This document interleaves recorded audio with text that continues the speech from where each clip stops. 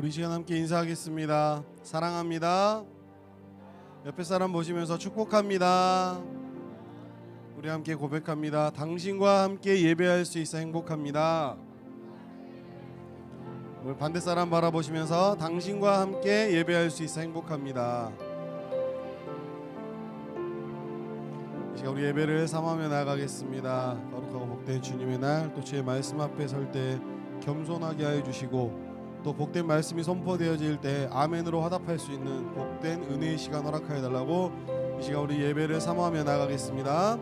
사랑의 주님 감사합니다. 거룩하고 복된 주님의 날, 주의 말씀 앞에도 서게 하시고 이 시간 머리 숙여 주님 앞에 나아가게 하신 주님 너무나 감사합니다. 이전에 있었던 모든 어려웠던 시간을 다 아버지 내려놓고 시간 주의 말씀만을 기대하며 나아갑니다. 선포되어지는 말씀을 통하여서 은혜 받게 하시며 아멘으로 화답할 수 있는 귀하고 복된 시간으로 하나님 인도하여 주옵소서. 이 시간 우리의 마음을 열어 입술을 열어 주님 앞에 나아가기를 소망합니다. 복된 예배의 시간으로 하나님 저희들을 인도하여 주시옵소서. 주님 한 분만 높여드리는 복된 시간으로 하나님 인도하여 주옵소서. 이 시간 주님 한 분만을 찬양합니다. 주님 한 분만을 예배합니다. 주님 홀로 영광 받아 주옵소서. 살아계신 예수 그리스도의 이름으로 기도합니다. 아멘. 우리 이 시간 힘차게 박수치며 찬양하겠습니다.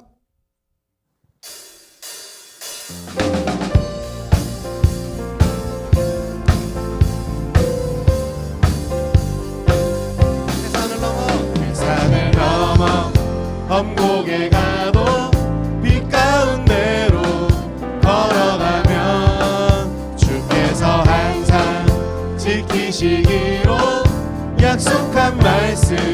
다시 한번 고백합니다. 태산을 넘어 태산을 넘어 엄곡에 가도 빛 가운데로 걸어가면 주께서 항상 지키시기로 약속한 말씀 변치 않네. 하늘의 영광 하늘의 영광 나의 맘속에 찬호로 넘쳐 할렐루야를 힘차게 불러 영원히 주를. 다시 한번 고백합니다. 태산을 넘어 태산을 넘어 엄곡에 가도 빛 가운데로 걸어가면 주께서 항상 지키시기로 약속한 말씀 변치 않네.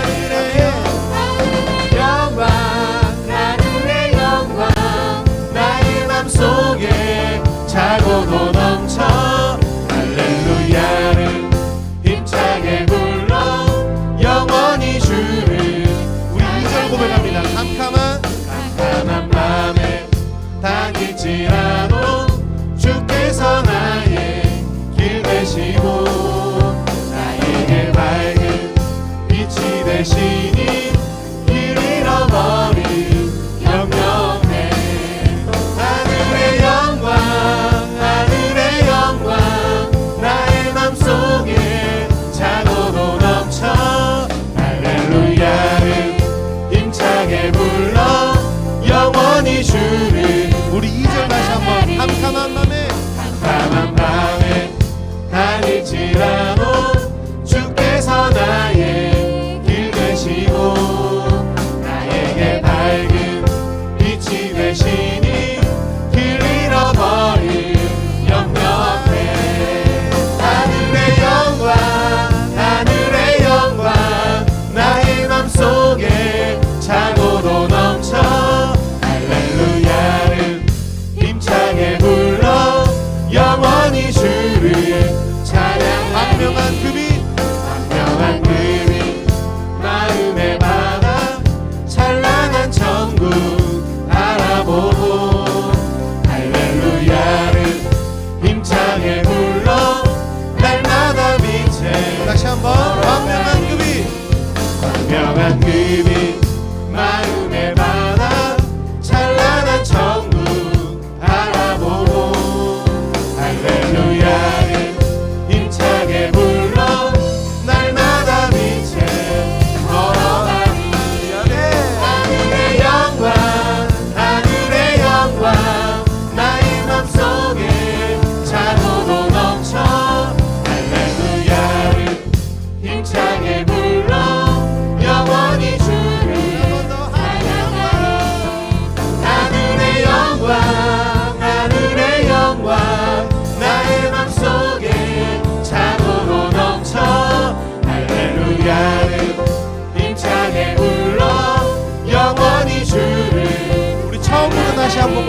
자 태산을 산을 넘어 천국에 가도 빛 가운데로 걸어가면 주께서 항상 지키시기로 약속한 말씀. 다시 한번 태산을 넘어 산을 넘어 천국에 가도 빛 가운데로 걸어가면 주께서 항상 지키시기로 약속한 말씀 변치 않게 하늘의 영광 하늘의 영광 나의 맘속에 자고로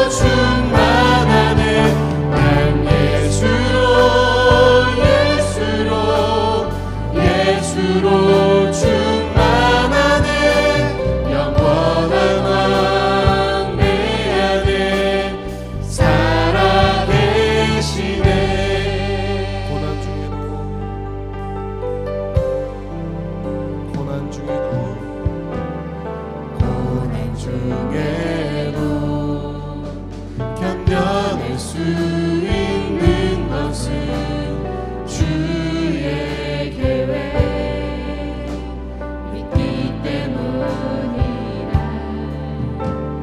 실패하여도 일어설 수 있는 것은 예수 안에 오직 나는 승리함이라.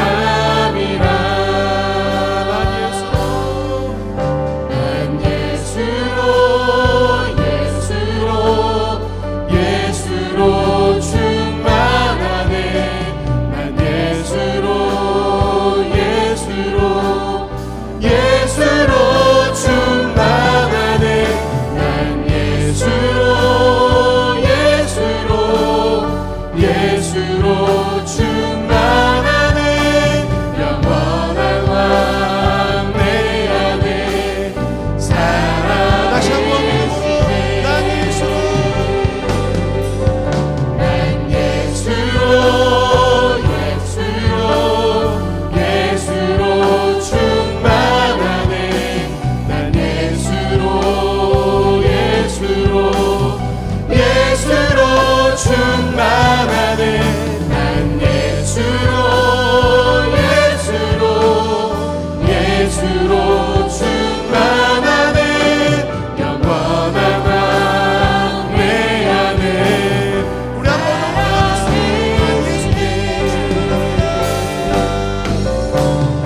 예수로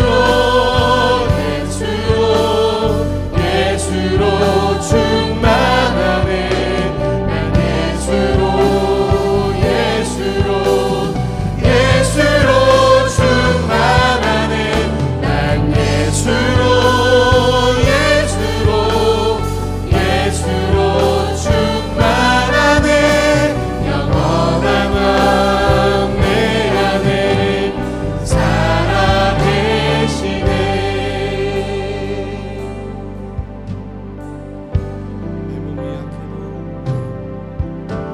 내 몸이 약해도 낙심하지 않는 것은 예수 안에 난 완전함이라. 화려한 세상 부럽지 않는 것은 난 예수로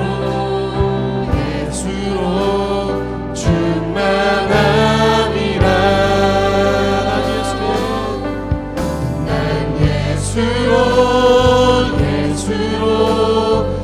예수로 충만하네. 세상 모든 것들도 부럽지 않네. 난 예수로 충만하네.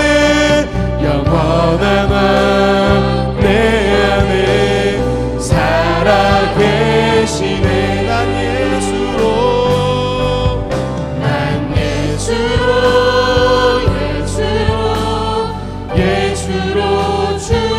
충만하네. 세상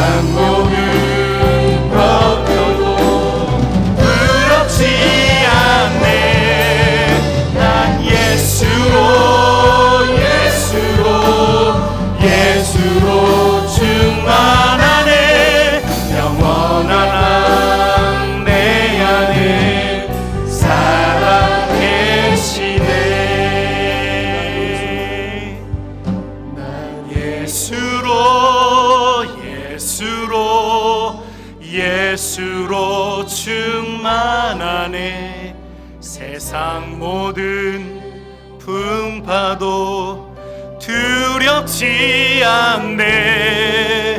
난 예수로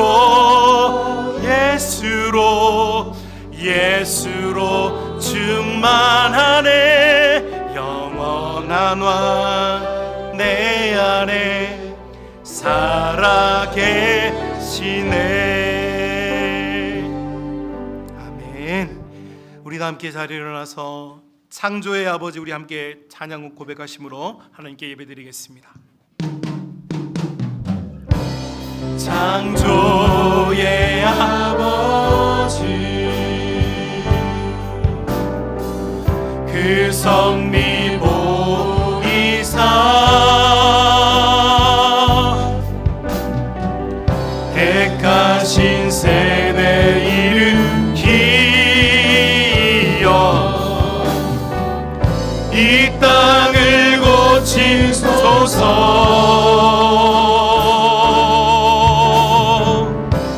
주의 크신 능력 만물이 사모하니 성령의 기름 부어 주사 이 시간 임하소서. 주 영광 여기 임하사. 아멘. 열방 향해 금이 비추소서. 주의 얼굴 구할 때 주의 향기 머무소서. 주 영광 여기 임하사. 주 영광 여기 임하사. 아멘.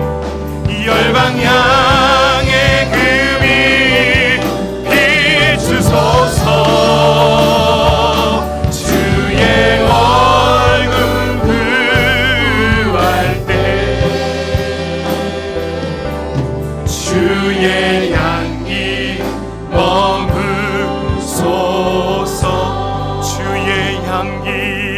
주의 향기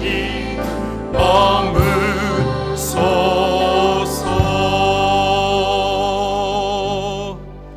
아멘. 전능하사 천지를 만드신 하나님 아버지를 내가 믿사오며 그 외아들 우리 주 예수 그리스도를 믿사오니 이는 성령으로 잉태하사 동정녀 마리아에게 나시고 본디오 빌라도에게 고난을 받으사 십자가에 못 박혀 죽으시고 장사한 지 사흘 만에 죽은 자 가운데서 다시 살아나시며 하늘에 오르사 전능하신 하나님 우편에 앉아 계시다가 저리로서 산자와 죽은 자를 심판하러 오시리라. 성령을 믿사오며 거룩한 공회와 성도가 서로 교통하는 것과 죄를 사하여 주시는 것과 몸이 다시 사는 것과 영원히 사는 것을 믿사옵나이다. 아멘.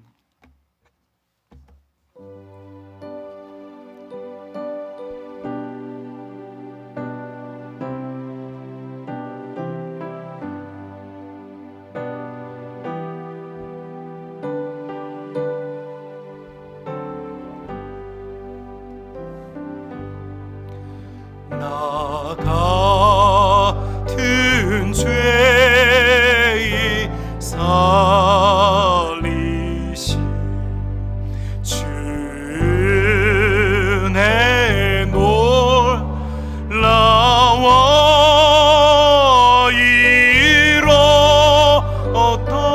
생명 찾아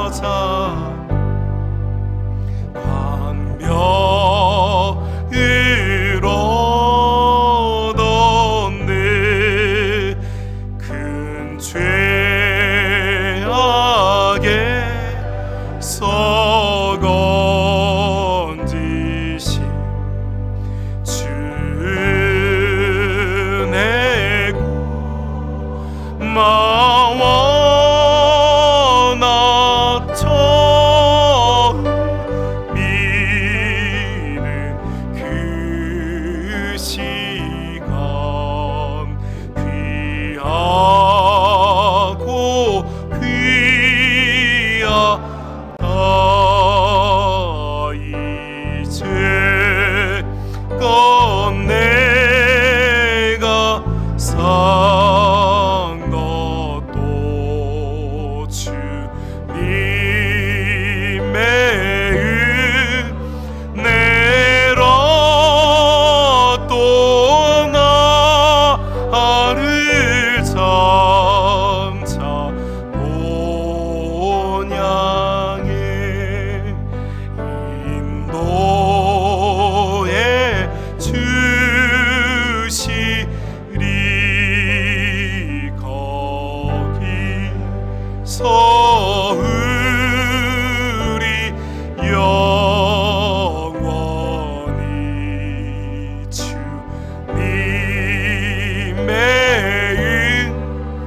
은혜로의 저 밝게 살면서 주 찬양하리라. 아멘.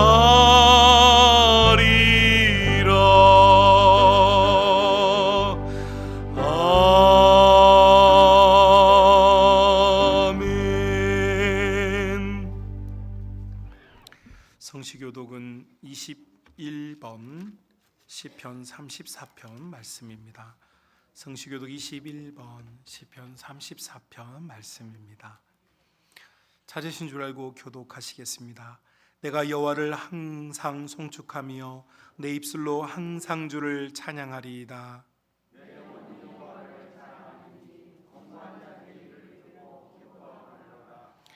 나와 함께 여호와를 광대하시다 하며 함께 그의 이름을 높이세.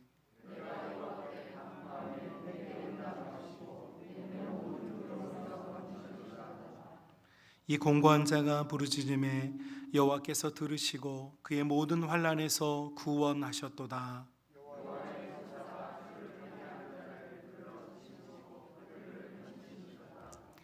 너희는 여호와의 선하심을 맛보아 알지어다.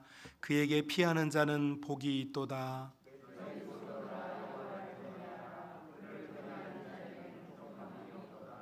함께 고백합니다. 젊은 사자는 궁핍하여 줄일지라도 여호와를 찾는 자는 모든 좋은 것에 부족함이 없으리로다. 아멘.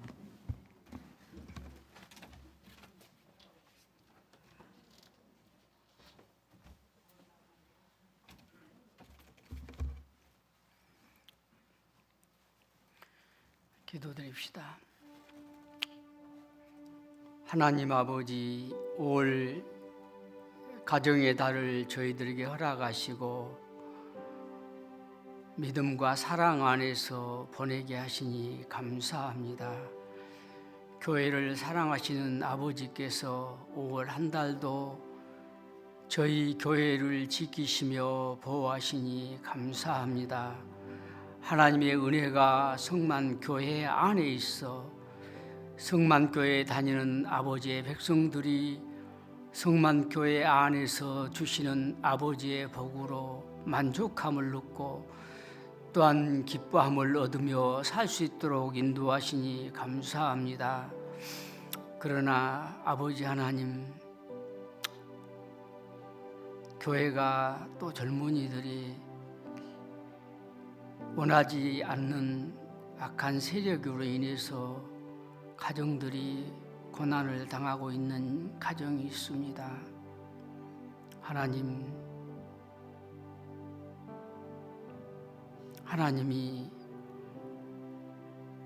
당신의 사랑의 팔로 안으시고 교회를 지켜 보호해 주시옵소서. 하나님의 두루심과 지키심과 보호하심의 은혜가 하나님의 백성들 가정 속에 날마다 있게 하시고, 그래서 아버지를 사랑함으로 아버지가 보호하시는 그 보호 속에서 살아가는 교회 되도록 인도해 주옵소서. 어려움을 당하고 있는 하나님의 백성들의 가정 위에 당신의 사랑의 손, 능력의 손, 권능의 손을 덮으시고 치료의 은혜를 더하셔서 속히 모든 일이 회복되어지며 이전보다 더 건강할 수 있도록 주여 은혜를 더하시옵소서. 마음속에 평안을 주시고 평강의 하나님이 그와 함께해 주시옵소서. 아버지 하나님, 교회를 지키시는 아버지께 감사합니다. 이 감사가 모든 성도들의 입에서 나올 수 있도록 주여 그 가정들을 지켜 주옵소서. 주님 말씀하시기를 너 하나님의 사람아 라고 말씀하셨던 아버지, 여기에 모인 아버지의 백성들은 하나님의 사람들인 줄 믿사오니 주여 지키심과 보호하심의 은혜가 성만 교회 위에 있게 해 주시옵소서. 두루 모든 아버지의 백성들이 평강 안에서 하나님을 경외하며 하나님을 높이며 살 수 있도록 은혜를 더하시옵소서. 혹시 삶에 어려운 문제가 있는 가정도 있을 수 있사오나 그 환경도 주께서 바꾸어 주시고 그 환경이 기쁨으로 바꾸어질 수 있도록 은혜를 베풀어 주시옵소서. 사람의 욕심을 하나님이 다 채워줄 수는 없으나 하나님, 그들의 마음에 소원하는 것이 아버지의 마음에 부합하다면 이루시고 그들의 영광을 주께서 받아 주시옵소서. 이 시간 또한 말씀 들려 세우신 목사님에게 은혜의 말씀을 그 입술에 넣어주시고 그 마음속에 기도하며 준비했던 주의 말씀이 사랑하는 양무리들의 마음속에 영약이 되게 하시고 사랑이 되게 하시고 기쁨이 되게 하시고 감사가 되게 주여 인도해 주시옵소서. 주어진 말씀으로 살아가게 하시고 그 말씀의 힘으로 이 세상을 이기며 사랑으로 은혜로 살아갈 수 있도록 주께서 이 시간도 긍휼로 인도해 주시옵소서. 종의 기도를 들으시고 응답해 주실 것을 믿사오며 예수 그리스도의 이름으로 간절히 기도하옵나이다. 아멘.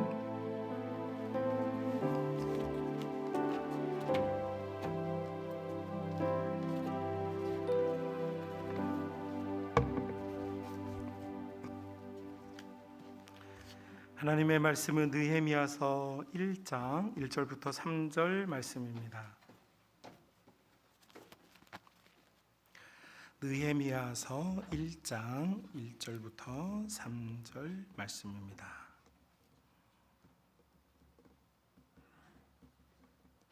제가 가진 성경은 구약 727쪽에 있습니다. 느헤미야서 1장 1절부터 3절 말씀, 우리 찾으셨으면 함께 읽겠습니다. 하가랴의 아들 느헤미야의 말이라. 아닥사스 왕 제20년 기스르를 월에 내가 수상궁에 있는데 내 형제들 가운데 하나인 하나니가 두어 사람과 함께 유다에서 내게 이르렀기로 내가 그 사로잡힘을 면하고 남아있는 유다와 예루살렘 사람들의 형편을 물은즉 그들이 내게 이르되 사로잡힘을 면하고 남아있는 자들이 그 지방 거기에서 큰 환난을 당하고 능욕을 받으며 예루살렘 성은 허물어지고 성문은 불탔다 하는지라. 아멘. 교회 앞에 광고 드리겠습니다. 우리 식당 비전홀은 현재 청소년부 비전마을 예배실로 겸하여서 활용 중에 있습니다. 예배 전 10시 30분부터는 주방 출입과 식당 출입을 좀 자제해 주셔서 우리 학생들이 좀 예배에 집중할 수 있도록 협력해 주시면 감사하겠습니다. 5월 이제 여름철이 되나 봐요. 각종 해충들이 이제 이렇게 돌아다니고 있는데요. 교회 예배당과 사무실, 식당의 문은 항상 닫아 주셔서 저희 교회가 전원 교회이긴 하지만 지난 새벽에는 여기에 청개구리가 있어가지고 제가 깜짝 놀라가지고 저는 청개구리를 무서워합니다. 그래가지고 사실 바들바들 떨면서 설교하고 그날은 강단에서 기도 못하고 얼른 제 방에 가서 기도했습니다. 하여튼 여러분 문을 좀 닫아주시면 일부 예배 때도 아까 파리 2마리가 막 강단에 돌아다녀가지고 돌아다니면서 은혜로우면 좋은데 돌아다니면서 은혜롭지 않으니까 여러분 항상 문은 닫아주시는 걸로 그렇게 부탁을 드릴게요. 그리고 오랜만에 우리가 이제 식당을 사용하고 여러 가지 이제 시설물을 사용하다 보니까 부탁을 드리고 싶은 것이 여러분이 사용하신 식탁이나 의자, 앉으셨던 자리에는 일어서시면서 여러분이 좀 스스로 정리해 주시면 좋을 것 같아요. 그래서 여러분이 앉으셨던 곳은 일어나실 때 여러분의 흔적이 남겨지지 않도록 협조해 주시기를 부탁드립니다. 아주 기쁜 소식인데 6월 6일 저희가 이제 연말에 우리 연말 비전당회 하면서 장로님들과 서로 상논한 것이 6월 6일 날 현충일인데 저희 교회에 정교인 소풍이 있습니다. 네. 여러분 좋아하시는 그 정교인 소풍을 올해도 이제 진행하려고 합니다. 기관장님들 예배 마치면 곧바로 여기 지금 카페 있죠? 카페에서 잠깐 모여서 업무를 조금 분담하려고 하니까 기관장님들은 잠깐 모여주시면 감사하겠습니다. 또 기도를 많이 해주십시오. 6월 6일 날 비가 오지 않게 재밌게 또 우리 손성준 청년이 지난 주일날 밤에 교통사고가 나가지고 한양성심병원에 지금 현재 입원 중에 있습니다. 하나님 은혜로 다리만 조금 골절이 돼서 수술을 잘 마쳤고 회복 중에 있는데 건강하게 퇴원할 수 있도록 기도해 주시고 우리 박종민 장로님도 아직 입원 중에 있습니다. 이번 주 아마 수요일 늦으면 목요일 정도에 퇴원할 것 같습니다. 퇴원한 후에도 완치되어서 건강하게 생활할 수 있도록 여러분께서 두 청년을 위해서 기도해 주시기를 바랍니다. 2부 예배 주일 오후 예배 마치고 우리 장로님들 임시당에 잠깐 모이겠습니다. 주일 오후 예배 마치고입니다.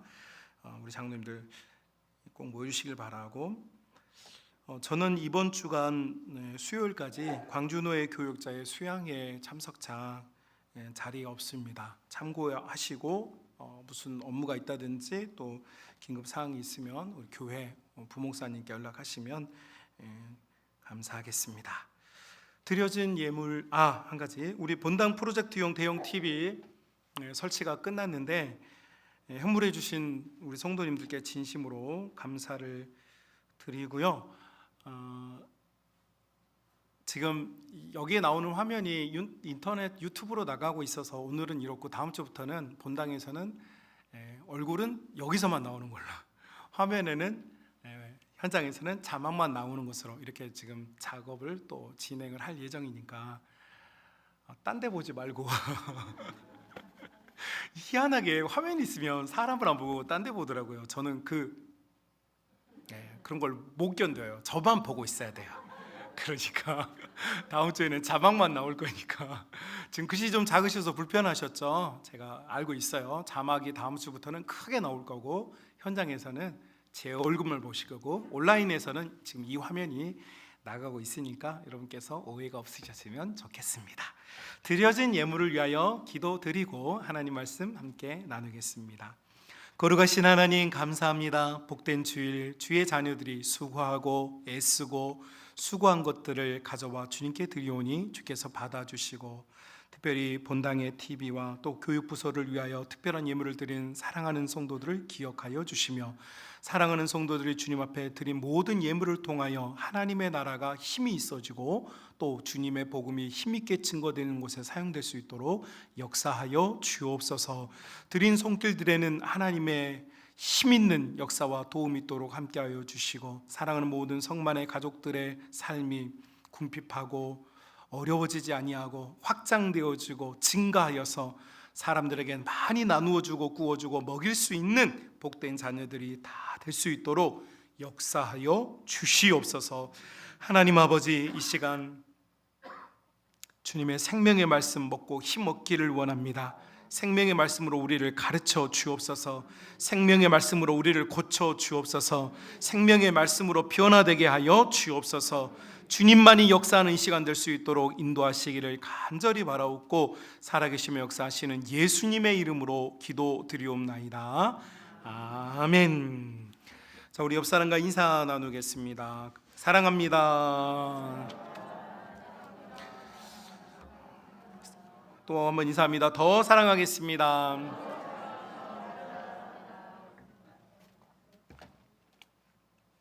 마지막으로 복음이 이깁니다. 복음이 이깁니다. 자, 오늘부터 3주 동안 저는 여러분과 함께 거룩한 공동체라고 하는 주제를 가지고 교회 공동체에 대한 이야기를 함께 나누어 보려고 합니다. 그런 생각을 하게 된 이유는 우리가 2년 동안 이제 다 정상적인 교회 활동, 공동체 활동을 하지 못하고 소모임이 금지되고 나눔과 이 나눔을 통한 사랑과 관용의 방식이 멈춰 버린 것 같아서, 여러분 참 희한하게도 좋은 일은 노력해야 하고 나쁜 것은 가만히 있어도 일어나죠. 밭에 보면 잡초는 가만히 내버려 두는데도 엄청나게 부흥을 잘하고, 열매 맺는 씨앗과 곡식들은 가꾸고 애써야만 열매가 나온단 말이죠. 교회도 공동체도 마찬가지인 것 같아요. 그냥 흘러가는 대로 내어버려 두면 꼭 잡초가 나듯이 공동체는 버거워지고, 가꾸고 또 예쁘게 우리가 보살피면 그곳에서는 좋은 열매가 나오는 것 같아요. 그래서 우리가 3주간 동안 이제 교회 공동체를 살펴보면서 여러분, 이 공동체 안에, 우리 교회 안에 하나님의 은혜가 풍성하여지고 강력해질 수 있기를 주님의 이름으로 축복합니다. 자, 오늘 느헤미야서라고 하는 성경 1장 1절부터 3절을 읽었는데, 여러분 느헤미야라고 하는 사람에 대해서 여러분 정보가 있으실 겁니다. 느헤미야라는 사람이 예루살렘의 총독으로 와서 무너져 있던 성벽을 52일 만에 재건을 하고, 학사 에스라와 같은 믿음의 사람들을 통하여서 부흥운동을 일으켰던 한 시대를 이끌어갔던 사람에 대한 이야기가 기록된 책이에요. 그래서 우리가 느헤미야를 생각하면 항상 우리의 모든 관심은 성벽에 가 있죠. 그런데 저는 오늘 여러분과 함께 성벽 이야기가 아닌 느헤미야의 마음에 대한 이야기를 잠깐 살펴보려고 합니다. 여러분, 느헤미야라고 하는 사람은 예루살렘 공동체가 벌써 끝난 시간은 아니잖아요. 우리 핸드폰은 진동으로 바꿔주시거나 꺼주시면 감사할 것 같아요. 네. 오래 걸려요. 원래 받는데 오래 걸려. 어디까지 했죠? 네, 느헤미야의 마음을 우리가 살펴보려고 하는데, 여러분 예루살렘 공동체가 바벨론의 침공을 받아가지고 3차에 걸쳐서 여러분 이제 나라가 이제 무너집니다. 근데 첫 번째 공격을 당했을 때 느헤미야라는 사람이 포로로 끌려갔고, 그곳에서 이 사람이 어떤 실력이 있는지 모르겠지만 아무튼 출세를 해가지고 아닥삭스다 왕의 측근이 되어졌습니다.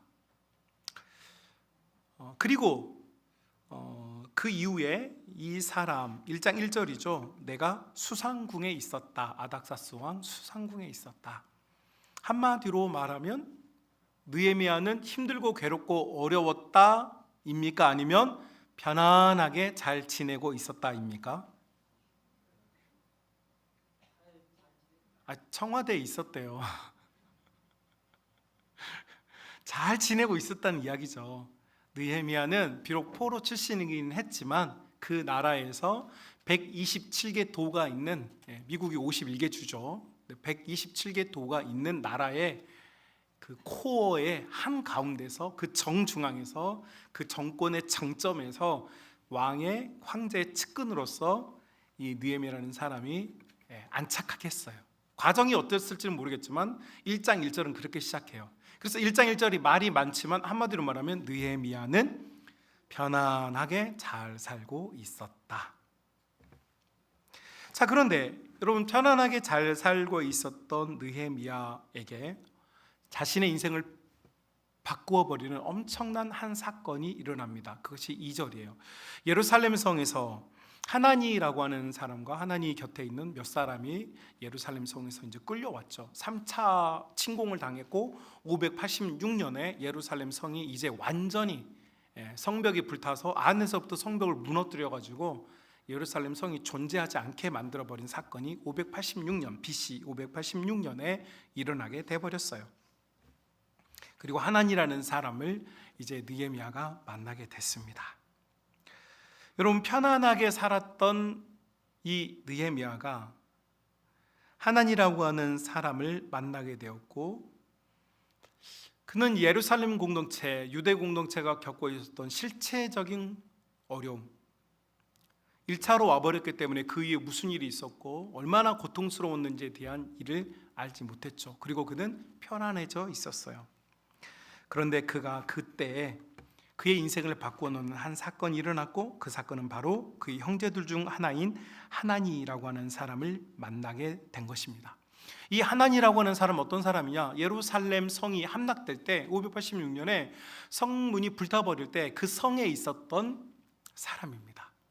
그러니까 그 바벨론 군사들이 예루살렘 성에 쳐들어와서 어떤 짓을 했고 무슨 일을 했는지를 다 보았던 사람이죠. 그래서 예루살렘 공동체가 얼마나 큰 어려움과 고통을 겪었는지를 직접 보고 목격한 사람, 이 하나니를 느헤미야가 만나게 되었습니다.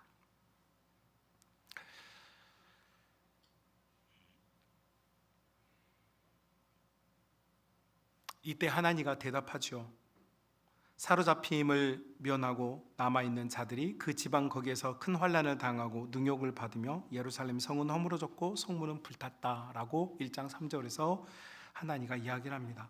여러분, 본문적인 이제 큰 환난을 당했다라는 표현이 있는데 한국어로 번역되면서 큰 환난 이렇게 번역이 되어져 있는데요.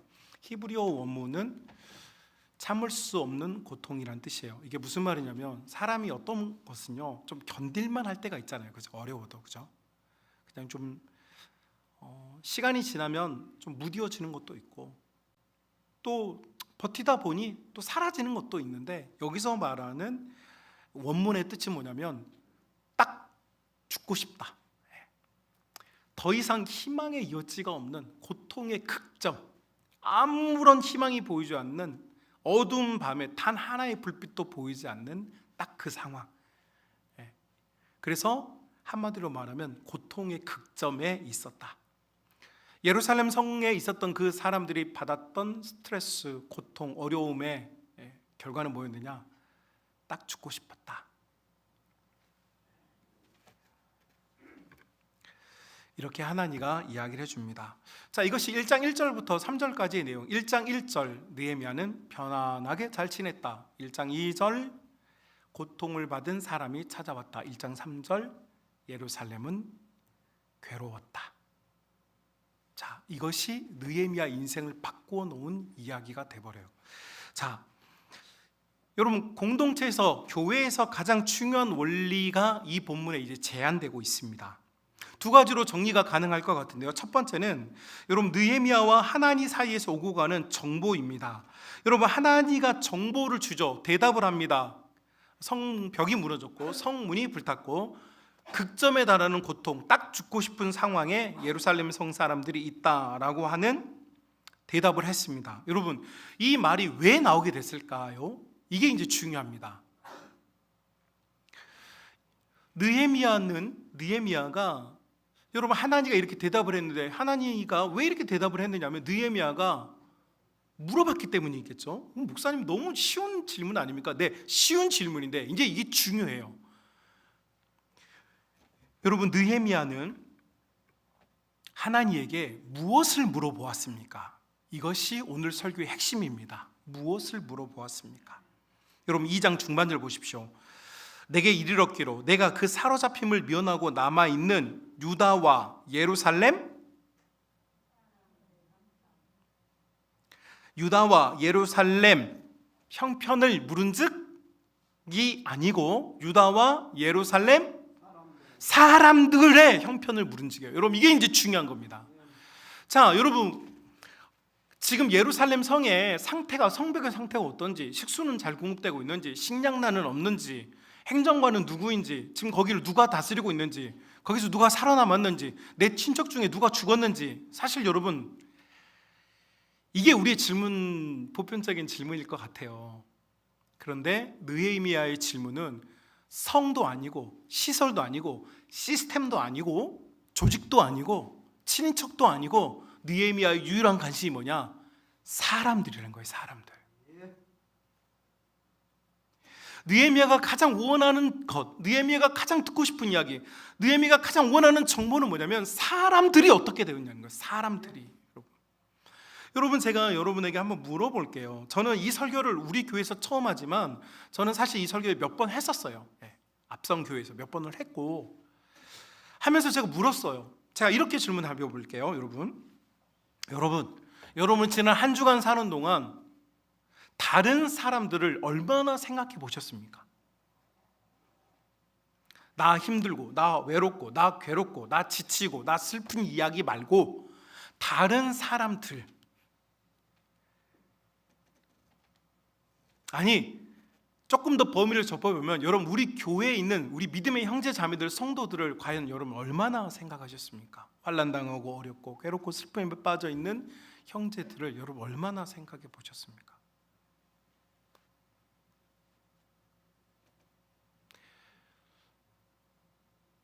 여러분 우리는 원래 이기적입니다. 살다 보니 내가 제일 힘들어요, 사실. 그렇죠?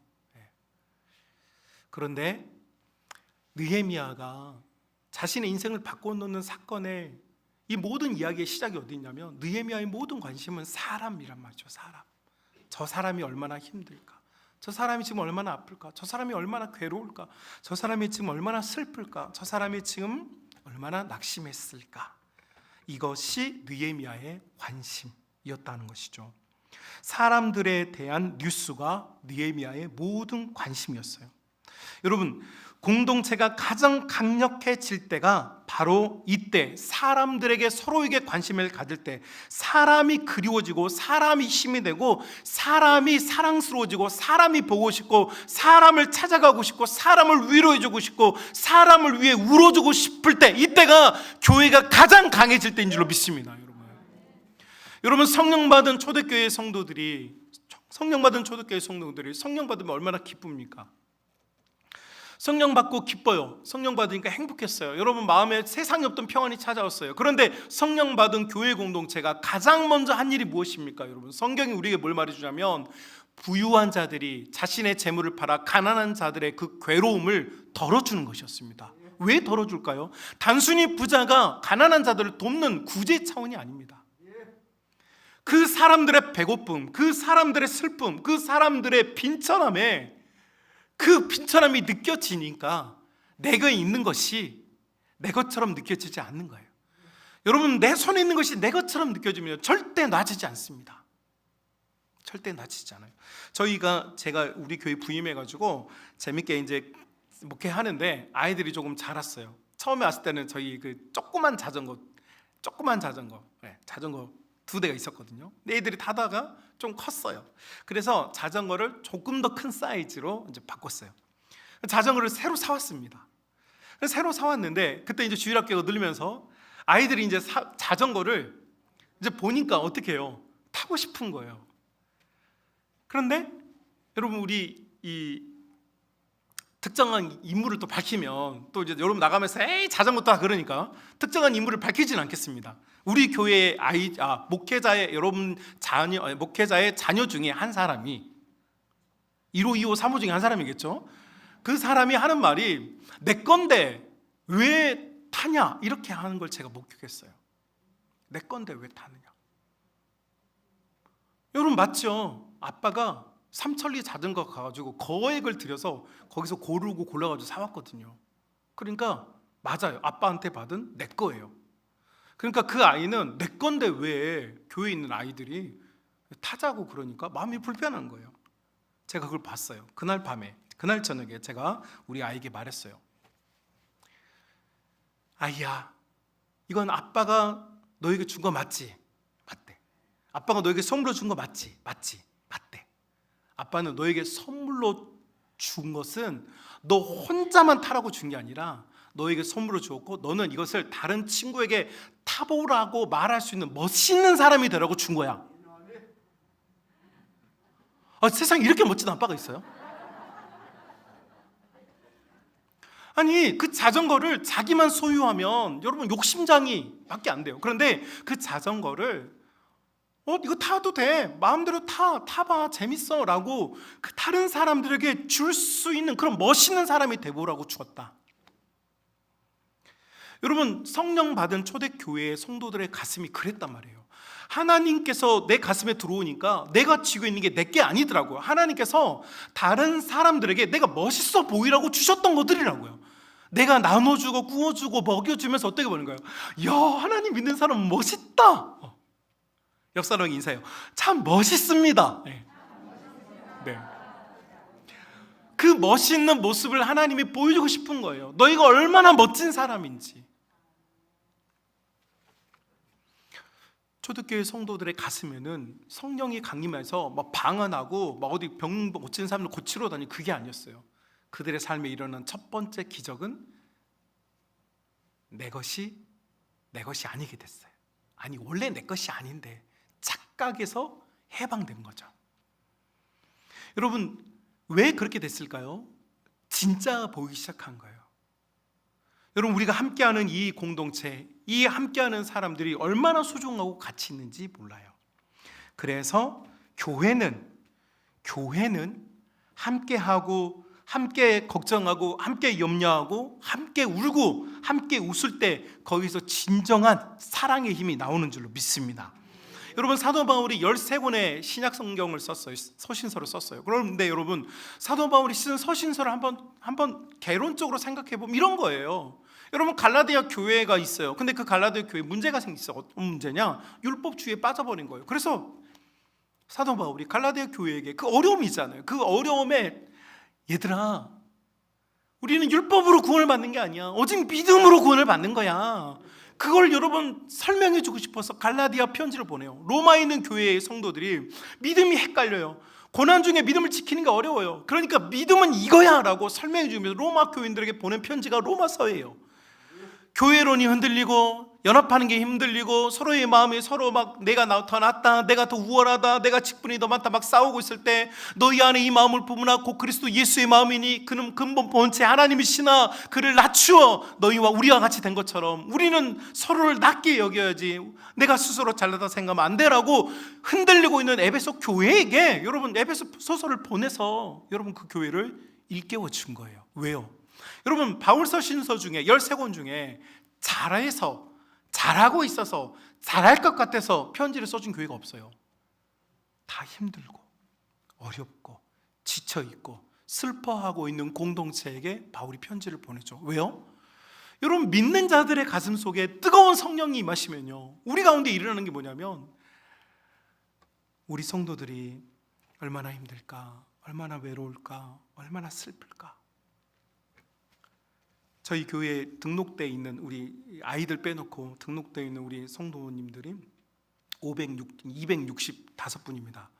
제가 265번 우리 교회 잘 나오시든지 안 나오시든지 지금 한 2년 결석을 하셨든지 265분의 이름을 제가 가지고 새벽마다 기도를 합니다. 그런데 1구역 차원 이름이 김복수 장로님부터 시작해요.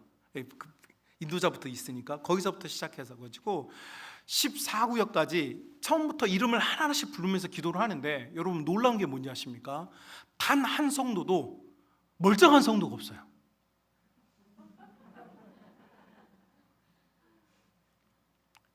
아니, 왜 이렇게 사연이 많아요, 다들? 다들 왜 이렇게 사연이 많아요? 기도하다 보면 다 눈물뿐이에요. 어떻게 이렇게 살까? 어떻게 이렇게 힘든데 이렇게 있을까? 우리 박종민 장로님, 책상에 1시간도 못 앉아있는 양반인데, 돌아다니는 걸 좋아하는 양반인데 지금 며칠째 병원에 누워있어요. 그냥 얼마나 근질근질하고 힘들겠어. 얼마나 힘들까. 우리 성준 청년도 싸돌아 다니고 그 누워있으니까 얼마나 괴로울까. 암투병 중인 성도들 항암하면서 얼마나 아플까. 혼자 외롭게 다 자녀들 도시로 떠나고 혼자 지금 집에 기거하고 있는 우리 엄마들은 얼마나 외로울까. 다 눈물뿐이에요. 그러니까 우리 교회 성도들 265명 이름 부르면요, 아이고 그나마 잘 살고 있네, 아이고 다행입니다 하나님 하는 성도가 한 명도 없어요. 어떡해. 여러분, 성령이 우리에게 임하시면 우리는 서로가 다 불쌍해 보이는 거예요. 안타깝다, 안쓰럽다, 얼마나 힘들까, 얼마나 괴로울까, 얼마나 지쳤을까, 얼마나 상처받았을까. 여러분, 느헤미야 속에 일하시는 하나님은요 1장 1절 나는 편안해. 하지만 어려움은 당한 1장 2절 공동체는 괴로워. 그때 느헤미야는 그 괴로움 속으로 들어가는 거예요. 사랑하는 우리 성만 가족 여러분, 우리는 결코 혼자서 행복해지지 않습니다. 작고 연약하여도 함께 할 때 그 속에서 하나님의 역사가 나타난 줄로 믿습니다. 여러분, 온라인 예배 드리다 보니까 온라인 예배 드리는 성도들이 하는 이야기가 있더라고요. 여러분한테 들은 이야기는 아니고 서울에 있는 제자한테 들은 이야기인데, 온라인 예배 드리니까 그렇게 편하대요. 그 뭐가 그렇게 편하냐? 뭐 상식적으로 집에 있으니까 편안하겠죠. 근데 그 집에 있어서 있는 그 편안함 말고 진짜 속 이야기가 나오는데 두 가지 있더라고요. 첫 번째, 교회 가면 힘들어요. 왜 힘들어요? 사람들을 만나잖아요. 사람을 만나요. 계속 부딪혀요. 여러분, 봉사하고 수고하고 애쓰는 사람들이 진짜 힘든 건 일이 힘든 게 아니에요. 뭐가 힘들어요? 사람들의 말이 힘들어요. 오늘 또 이제 식사 이제 구역별로 돌아가는데, 이 구역이 우리 박종민 장로님 인도자 구역이에요. 우리 이 구역 평균 연령이 아마 제가 알기로 평균 연령이 인도자 빼놓고 아마 평균 연령이 80세일걸요 아마. 80세 어머니들이 여러분 지금 밥 지었어요. 여러분 이제 가서 보시면, 식당 가서 보시면 알겠지만 정지은 집사님이 우리 여전도에서 와서 또 아침에 보니까 막 도와주시더라고요. 근데 준비하는데 어제 정지 집사님 저한테 와서, 목사님 저희가 반찬이 좀 부족, 좀 그래요. 그래서 왜 뭔데? 그랬더니 미역국 끓였어요. 그리고 끝이에요. 오, 잘했어.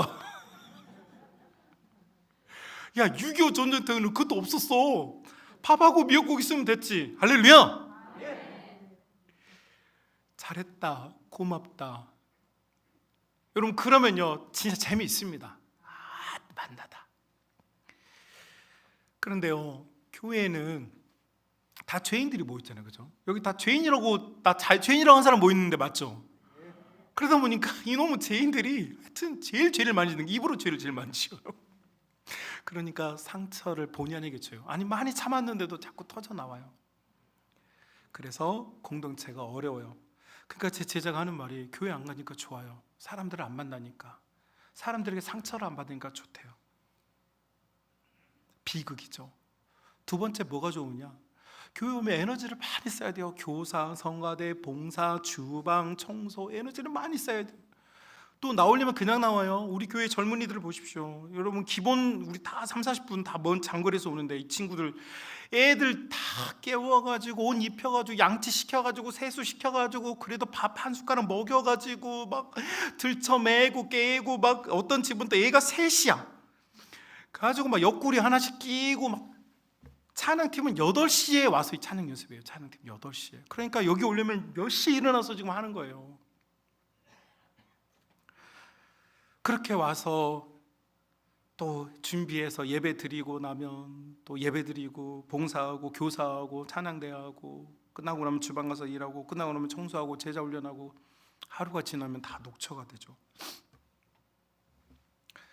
그런데 집에서 온라인 예배 드리니까 세상 편한 거예요. 처음에는 양복 입고 다 가족들이 경건하게 앉아서 예배 드렸는데 한 3달 지나니까 반바지에 반바지 티셔츠 입고 야 일어나봐 얘들아 일어나봐 이렇게 가지고 애들은 이제 막 뭔 일을 하고 있으면 그냥 뭐 나라도 예배 드리자 그렇게 앉아서 예배 드렸대요.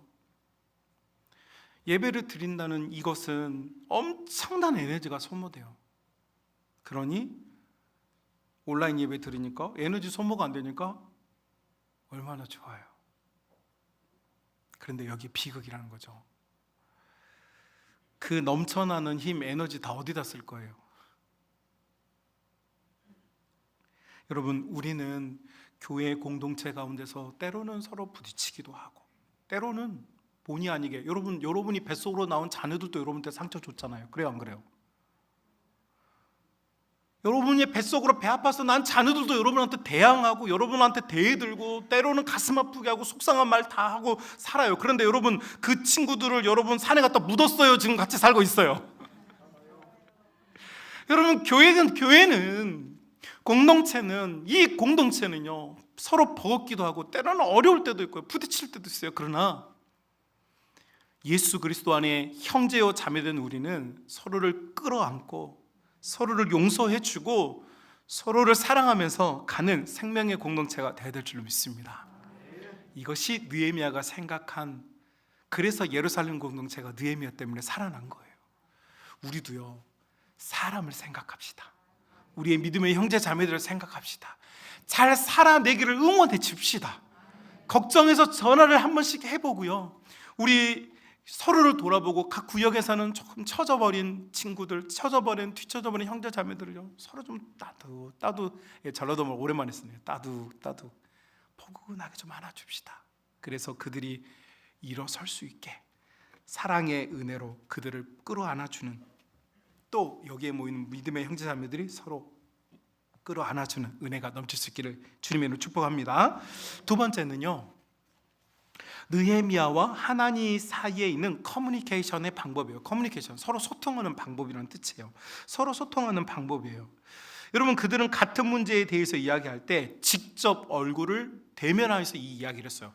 페이스 투 페이스, 얼굴을 마주보고 이야기를 해요. 자, 여러분, 하나니가 예루살렘 성에서 망한 나라에서 편지를 쓸 수 있어요. 느헤미야한테 너 잘 먹고 잘 살고 있지? 우리 지금 엄청 어려워, 이렇게 할 수 있어요. 그런데 그렇게 하지 않고 하나니가 그 어떤 상황으로 여기를 왔는지 몰라요.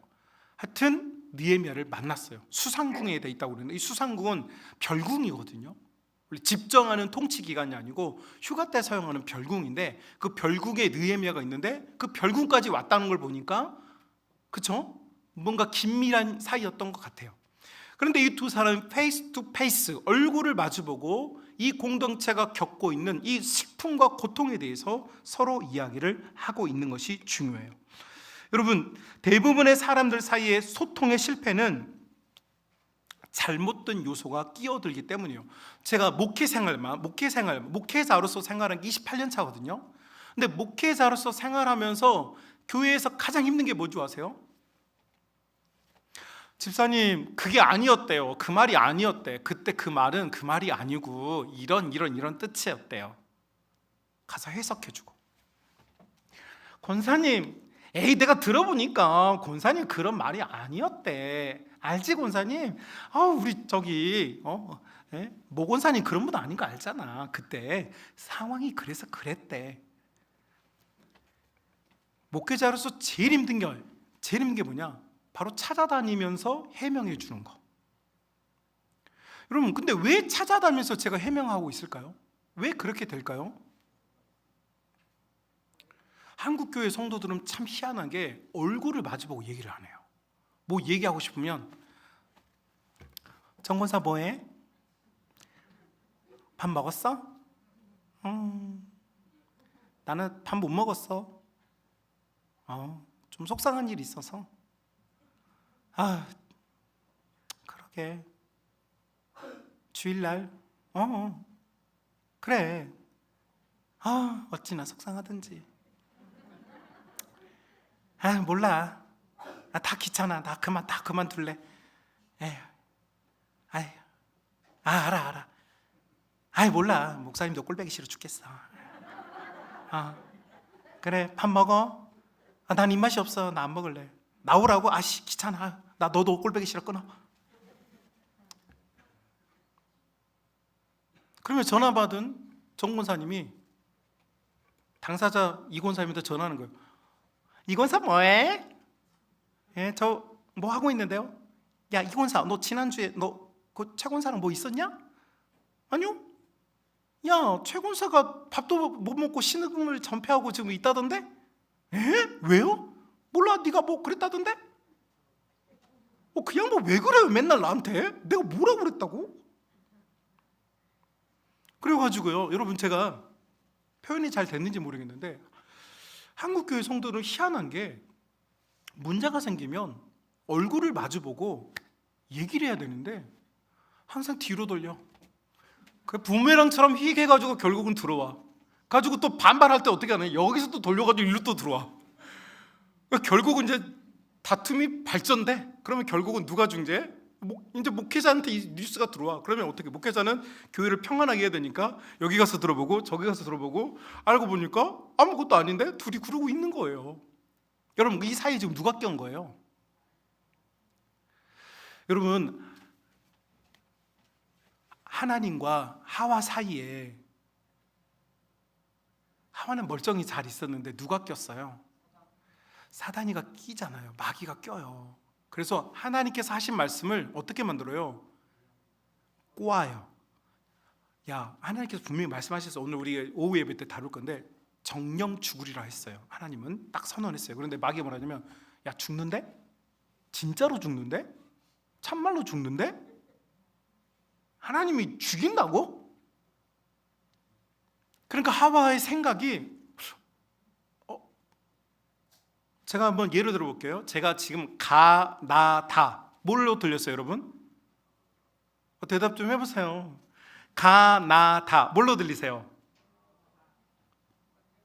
대답도 안 해주고. 가, 나, 다 뭘로 들려요? 네. 근데 어떤 사람은 정신줄 놓고 있다가 내가 가, 나, 다 그랬는데 어떤 사람은 뭐라고 들으면 가, 거, 라. 어떤 사람은 가, 거, 나.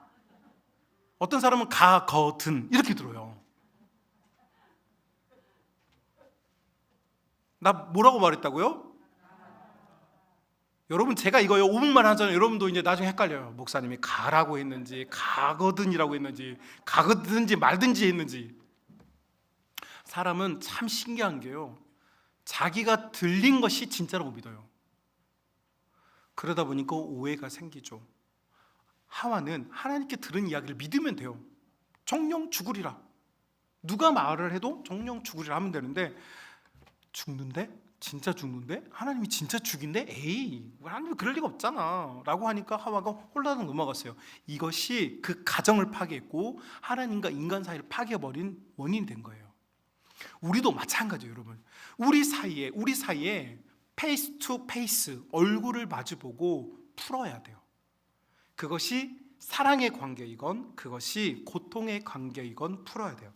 여러분 프란시스 셰퍼라고 하는 목사님이 계시는데 이 프란시스 셰퍼라고 하는 목사님이 1955년에 스위스 알프스 지역에 위에모라고 하는 지역에다가 작은 공동체를 만들었어요.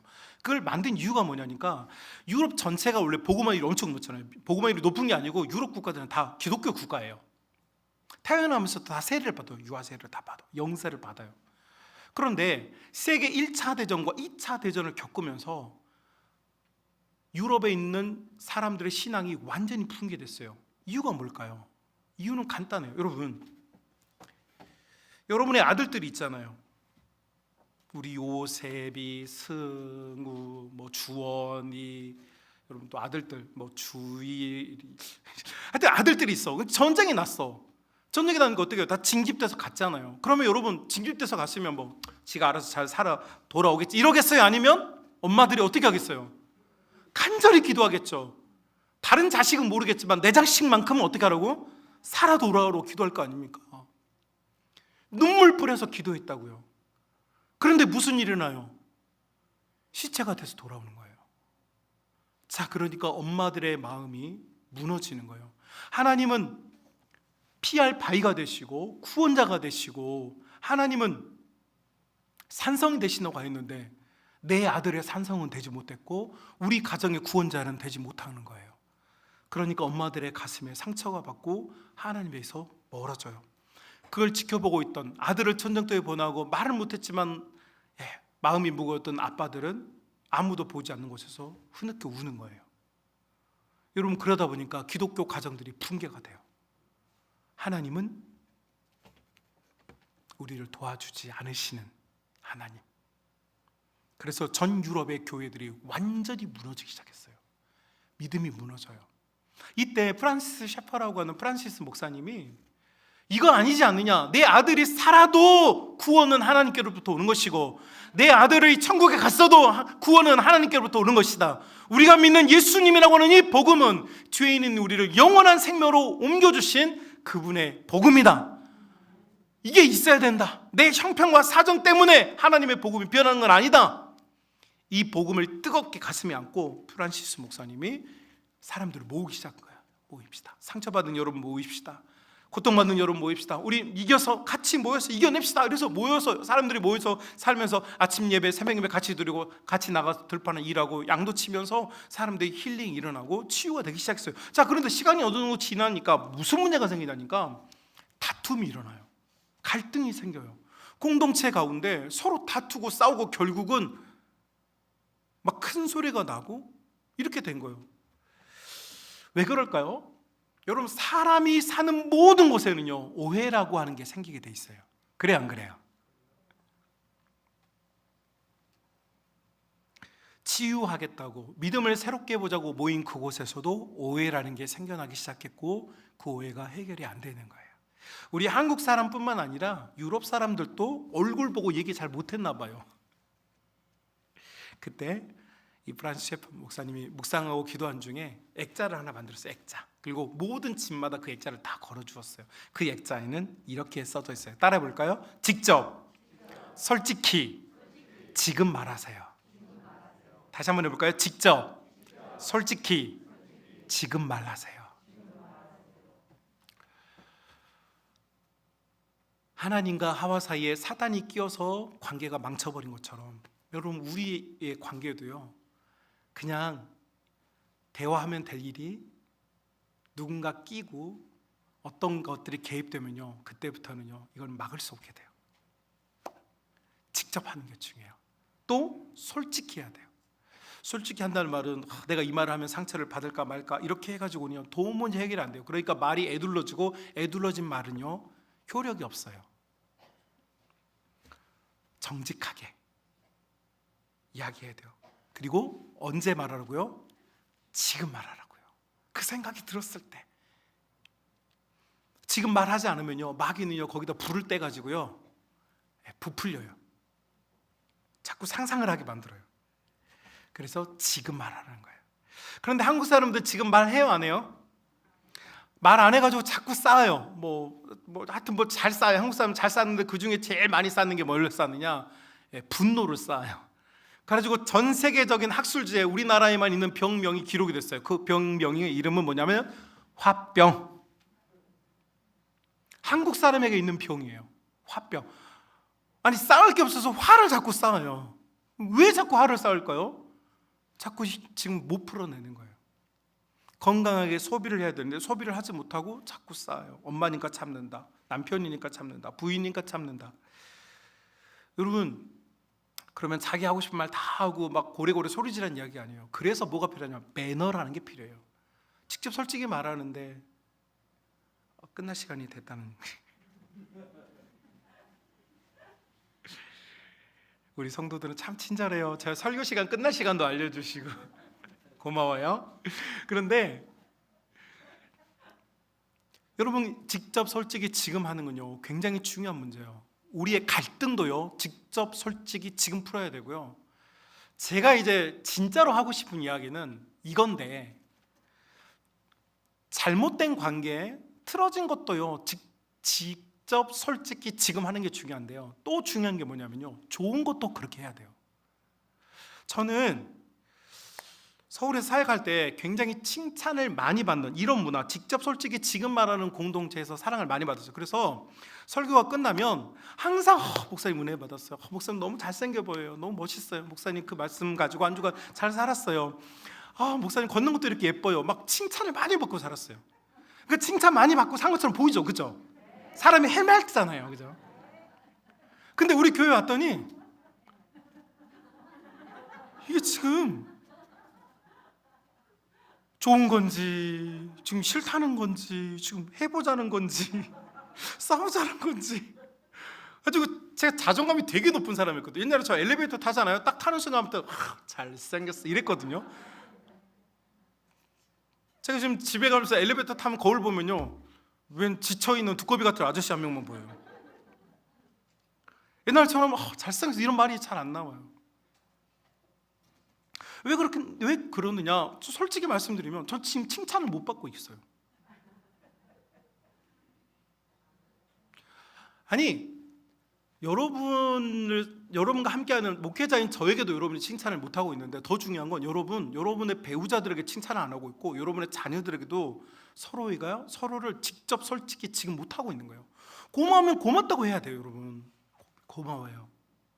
감사해요. 여러분 부부지간에도 여러분 위로가 됐으면 위로해 줘서 고맙다고 말을 해야 되는데 진짜 끝내라고요? 알았어요. 이제 진짜 끝낼 거예요. 여러분, 그래서 어렵고 힘든 일도 여러분 마귀가 낄 시간을 주면 안 돼요. 직접 솔직히 지금 해야 되고, 좋은 것도요. 이제 진짜 끝낼게요. 좋은 것도요 지금 해야 돼요. 지금. 감사합니다. 고맙습니다. 자랑스럽습니다. 당신 때문에 행복합니다. 당신 때문에 그래도 웃고 있습니다. 당신 때문에 그래도 내가 무너지지 않고 있습니다. 이렇게 말해주는 거예요.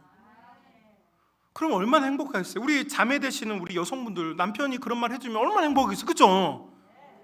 근데 여자들이 먼저 해줘야 돼요. 남자들은 태어날 때 그런 말을 입에 못 달고 태어났어요. 그러니까 자매들이, 여성들이 먼저 여러분의 남편들을 좀 따뜻하게 해줘야 돼요. 여보, 오늘도 고생했어요. 오늘도 고마워요. 오늘도 수고했습니다. 감사합니다. 여러분, 이렇게 즉시 나도 고생했는데 뭐 지만 고생했나 그런 생각 하지 말고 고맙잖아요. 여러분, 등 간지러운데 긁어줄 사람 없는 게 얼마나 슬픈지 아세요? 제 방에는 효자손이 있어요. 사랑 우리 믿음의 가족 여러분, 우리는 공동체 생활을 하고 교회에 있기 때문에 반드시 늘 천국이 아니기 때문에 늘 웃고 늘 좋은 말 있을 수는 없어요. 오해는 반드시 생깁니다. 내가 믿음이 없어서 생기는 게 아니에요. 오해는요 반드시 생길 수밖에 없어요. 그런데 이걸 대처하는 능력이 교회의 힘이에요. 직접 솔직히 지금 나눠요. 권사님, 나 지금 어려워, 도와줘. 집사님, 고생하셨어요. 참 고맙습니다. 여러분, 이렇게 건강한 여러분 위로와 치유가 있을 때 그 공동체는 강해져요. 강해진 공동체는 하나님께서 기뻐하세요. 연약하여 넘어지고 서로 헐뜯는 공동체는 재미가 한 개도 없어요. 그런데요, 위로해주고 격려해주고 칭찬해주고 힘을 더하는 공동체는요 진짜 재밌어요. 여러분, 우리가 누리고 있는 이 진짜 즐거움을 나눠야 되지 않겠습니까? 그리고 제가 한 가지만 마지막으로 부탁드리고 싶은 것은, 여러분, 우리 교회의 새 가족들이 하나님께서 은혜를 주셔서 찾아오는데 여러분, 한 가정 한 사람 전도하는 게 쉽습니까? 진짜 어렵습니다. 요즘 같은 세상 진짜 더 어려워요. 그런데 찾아오면요 온 교우들이 반갑다고, 처음 뵀는데 반갑다고 인사해주고 반겨주고요, 악수도 좀 청해주고요, 고맙다고 말도 해주고 그러면 얼마나 마음이 좀 따뜻해지겠어요. 그런데 저놈은 누구야? 저 신천지 아니야? 맨날 그러고 있으면 얼마나 마음이 괴롭고 어렵겠어요. 적응하고 싶어도 적응이 얼마나 괴롭겠어요.